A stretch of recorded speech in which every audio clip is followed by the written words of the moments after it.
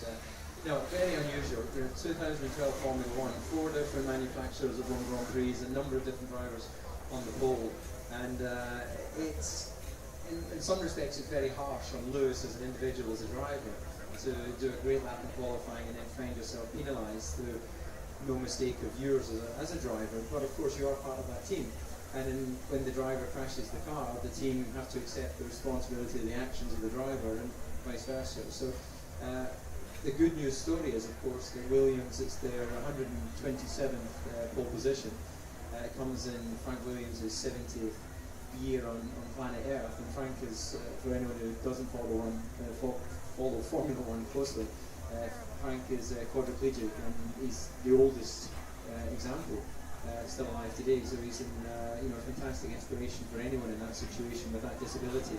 And everyone was celebrating last night his 70 years as being on planet Earth, and to do it with the pole position for Williams was actually quite a nice situation. So whether they can convert it into a victory today is the big question, of course. And you obviously started for Williams, and it's been a really tough few years for them.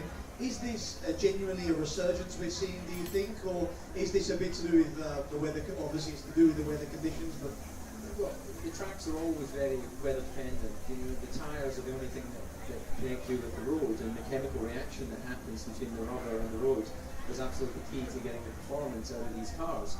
All of the engines are all very similar in performance. Mercedes probably have the best performing engine in terms of power, drivability and fuel efficiency, but you're talking less than 1% difference between maybe what they can deliver and one of the other engine manufacturers.